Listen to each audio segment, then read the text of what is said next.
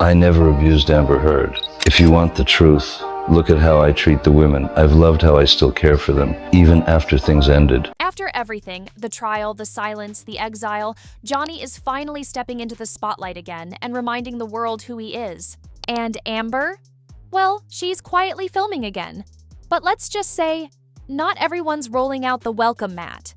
Also, Katy Perry had a major unexpected slip live on stage. Oh, and J.Lo, she's dropping wedding hints again, like deja vu or just her soft launch for husband number 4.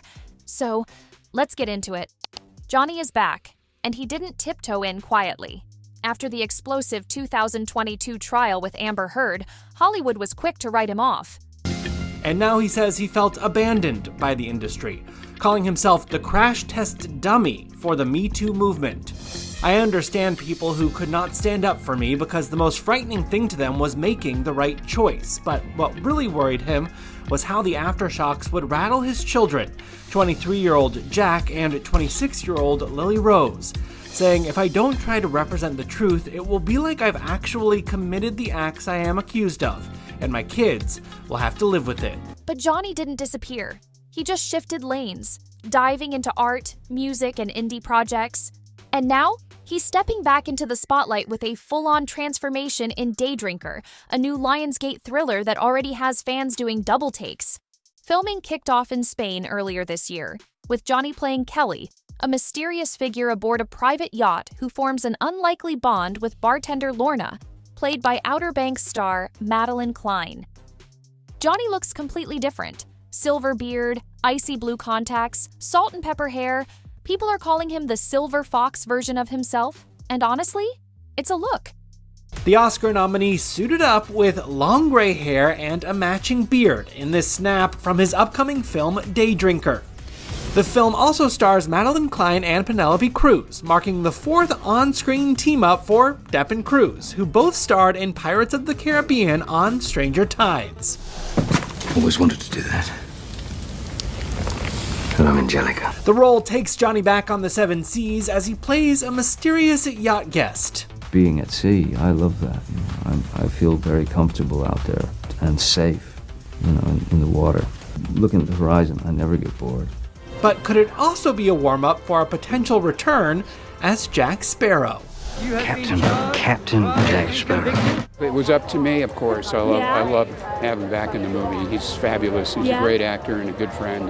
Are there conversations between the two of you about getting the band back together? I've certainly spoken to him, but we'll see what happens. I've loved playing Captain Jack so much that if there was an opportunity to explore another situation as this character, I'd definitely give it some thought. This is Johnny's first major studio role since Fantastic Beasts back in 2018, and the buzz is real. But don't call it a comeback, at least not to his face. In a recent interview, Johnny made it clear, "My comeback? Honestly, I didn't go anywhere." He's been staying active overseas, away from the Hollywood chaos. Last year, his French-language film Jeanne du Barry opened the Cannes Film Festival with a massive 7-minute standing ovation. He's also been directing Maudit, a biopic about painter Amedeo Modigliani. What is the new venture of the Johnny Depp Modi? Based upon the persona and work of Italian artist Amedeo Modigliani, Johnny Depp is the director of the upcoming historical drama film Modi. Dennis McIntyre's play Modigliani serves as the inspiration for the movie, which was penned by Jerzy and Mary Kromolowski. Johnny Depp, known for his versatility as an actor and his passion for art, will bring a unique vision to the film. His portrayal of Modigliani is sure to captivate audiences and shed light on the artist's complex character. Between film sets, he's focused on painting, music, and quietly rebuilding his image, on his own terms. What's wild is how fast the industry seems to be warming up to him again. Daydrinker is already being called a ferocious thriller, and Lionsgate is pushing it as a major theatrical release. Behind the scenes, executives are saying Johnny's performance is raw and magnetic, a return to form, but also something totally new. But while Johnny's comeback is grabbing headlines, Amber Heard is quietly gearing up for her own return, and it's happening on stage. After stepping out of the spotlight post-2022 trial, Amber relocated to Spain with her children.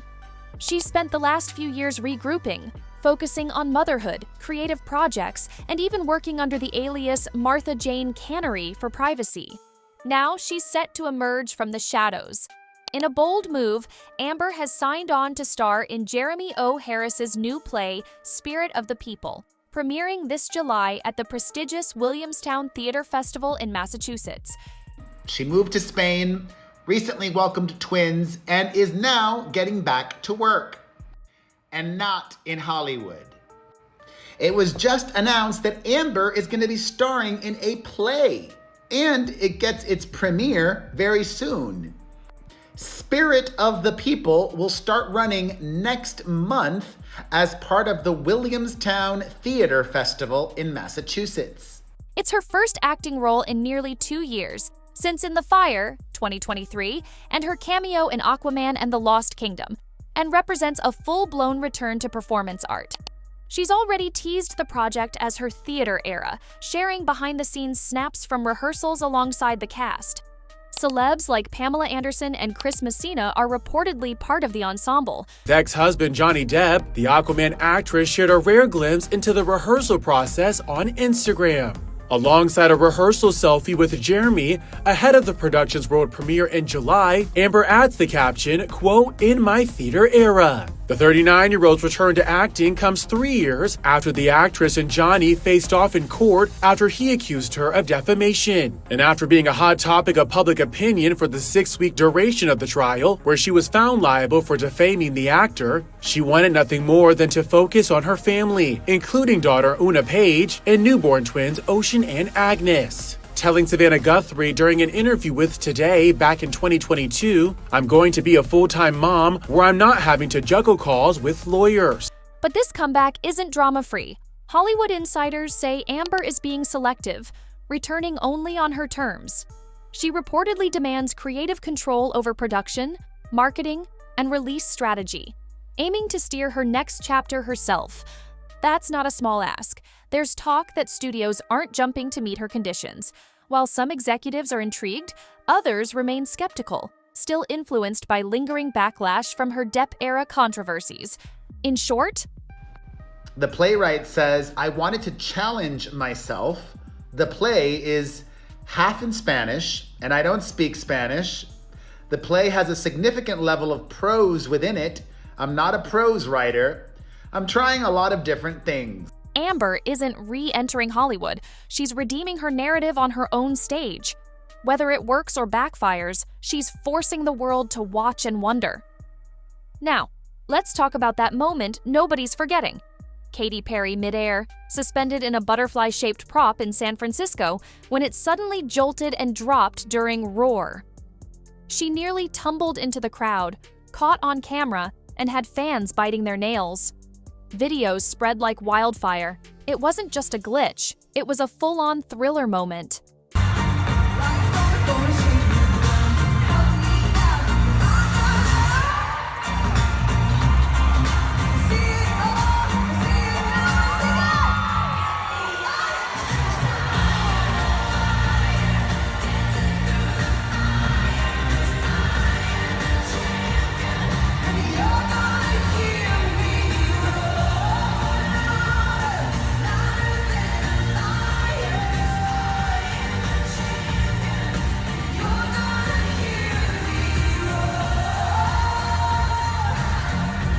No one was hurt, thankfully. Katy clung tight, paused for a breath, then did what only Katy can do. She shook it off, laughed, and finished the show. Fans praised her calm under pressure, while many joked that she made even a stage scare look fabulous. It wasn't even the first mishap on this tour. Back in June, a fan crashed onto the stage in Sydney and grabbed Katy mid-performance. She remained composed, handled it with grace, and carried on. 2 incidents in 2 months. Katy's tour has become as much about theater of stagecraft as it is about the music.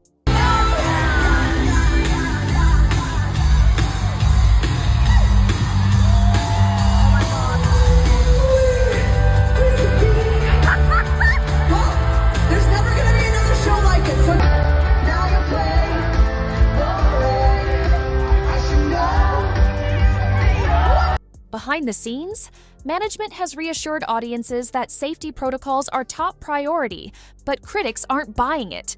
Because here's the thing, this isn't the first time something's gone wrong on a Katy Perry tour. So yes, it was scary. And this one is just simply not working. It's not it. And it's not like she's fully glitching on stage, like the malfunction that was never actually answered for, if anyone remembers that. That was weird. But what is so bad is the lazy and painful choreo that everyone is witnessing, which given her days of intense space training, you would think that she would have also trained for her world tour. But no, she was too busy learning STEM. But one thing is clear that Katy won't break. She will always perform. And now, J.Lo's love life takes center stage. Again. During a July concert stop in Bilbao, Spain, Jennifer Lopez surprised everyone. A fan held up a cheeky sign, "J.Lo, marry me?" And her response was the best part of the show. "J.Lo, marry me?" I think I'm done with that. Yeah, I tried that a few times. Anyway. The line came less than a year after her divorce from Ben Affleck was finalized in January 2025, marking the 4th time she's walked down the aisle. Previously, she was married to Ojani Noah, Chris Judd, Mark Anthony, and most recently, Ben Affleck. She's also had high-profile relationships with stars like Alex Rodriguez, Diddy, and Drake.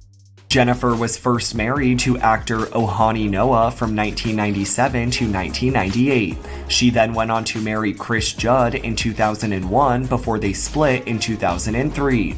J.Lo then married fellow singer Mark Anthony in 2004, and they later divorced in 2014. The couple share 17-year-old twins Emmy and Max.